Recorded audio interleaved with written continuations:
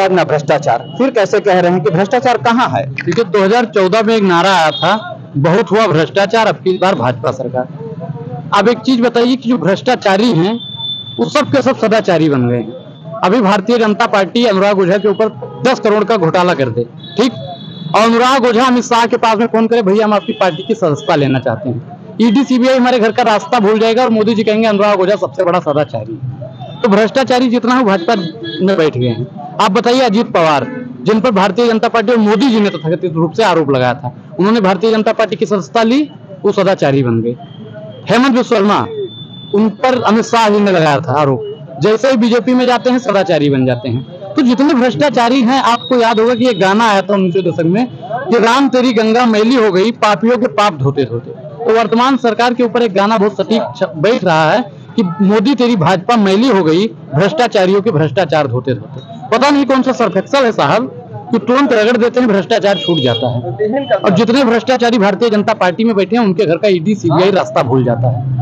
अब बताइए, मैं कह रहा हूँ ईडी सीबीआई 24 घंटे के लिए अनुराग के हाथ में दे दीजिए, दूध का दूध पानी का पानी कर दूंगा। जितने भ्रष्टाचारी सब बुलाने लगेंगे साहब। अच्छा, वो तो कहना है, बार बार यही चीज कहा जाता है, सदन में भी उन्होंने कहा है कि कार्रवाई उन्हीं पे हो रही है जिन्होंने 70 साल देश को लूटा है।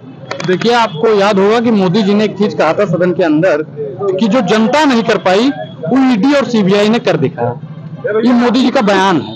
आप बताइए कि ईडी और सीबीआई को तथाकथित रूप से इशारों पर, मतलब किसी के चरण चमुकम बन जाना।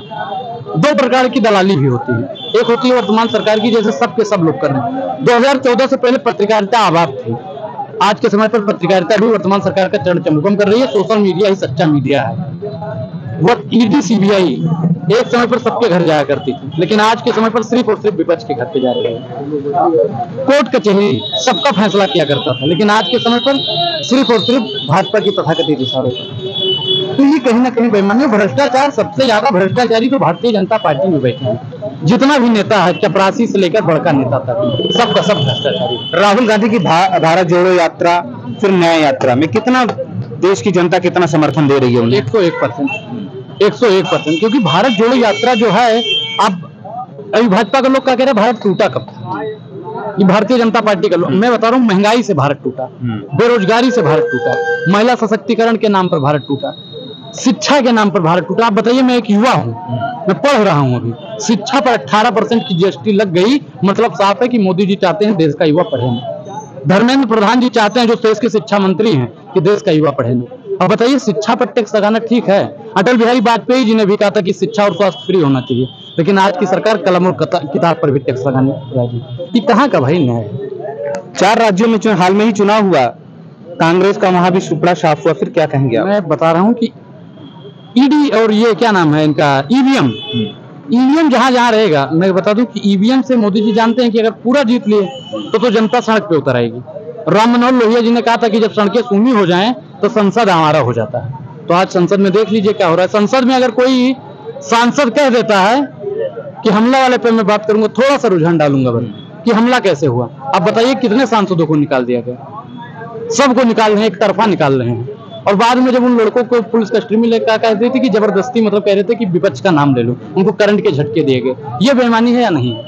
आज की युवा को भारतीय जनता पार्टी कहां ढकेलना चाहती है? अगर 2014 से पहले, मैं कह रहा हूं कि ऐसे ही पत्रकारिता होती ना, तो भारतीय जनता पार्टी कभी इस देश में ना आती। और आजादी से पहले अगर पत्रकार होते, मीडिया होती, तो ये देश अपना कभी आजाद ना हो पाता। पूछो कैसे? क्योंकि जितने भी पत्रकार होते गुलामी के फायदे गिनवाते और जनता वाह वाह वाह वाह में लगी रहती और देश का बेड़ा गर्क हो जाता।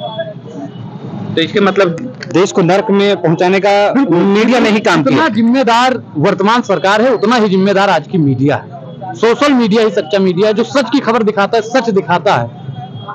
उसके ऊपर क्या किया जा रहा है? आप भी नहीं, अब तो यूट्यूबरों को भी बंद करने का, फिर माने यूट्यूबर भी बंद हो जाएंगे जो सोशल मीडिया पे इस तरह की खबरें दिखाई जा रही है, कहने की ये सारी झूठे खबरें हैं। दिखाना पाप है इनके लिए, इनकी सरकार में सच दिखाना पाप है। अगर आप कहते हैं कि प्रधानमंत्री जी पर्स कौन सा रखते हैं, मोदी जी आम काट के खाते हैं, चूस के खाते हैं, आप बताइए कि आप यहाँ पे आए हो तो हमसे ही पूछोगे कि बोतल खोल के पियोगे कि मुंह लगा के पियोगे कि ऊपर से पियोगे? सवाल है। अगर आप पत्रकार हैं तो आप हमसे पूछेंगे महंगाई को कम कैसे किया जाए, महंगाई को लेकर आप क्या सोचते हैं। लेकिन आज का जो पत्रकार है मोदी जी से पूछता है आम काट के खाते हैं, चूस के खाते हैं, जेब में सिक्का कितना रखते हैं, 5 का सिक्का रखते हैं कि नहीं रखते हैं, आप दाहिने हाथ में घड़ी क्यों बांधते हैं, हेयर स्टाइल आपकी कैसी है, मसाज कहाँ पे करवाते हैं, कटिंग कहाँ पे करवाते हैं। आज की सरकार में सिर्फ ये सवाल जो पूछता है उनके लिए रेड कॉर्पोरेट बिछा दिया जाता है। और मैं तो एक चीज कहता हूँ कि मैं क्रांति दूत कवि कुल दिनकर के अंगार सुनाने आया हूँ, भारत माँ की पीड़ा का उद्गार सुनाने आया हूँ। मेरा सब दुश्मन अर्पित ना होगा दिल्ली के दरबारों में, चाहे जीवा कट जाए मेरी खड़े खड़े बाजारों।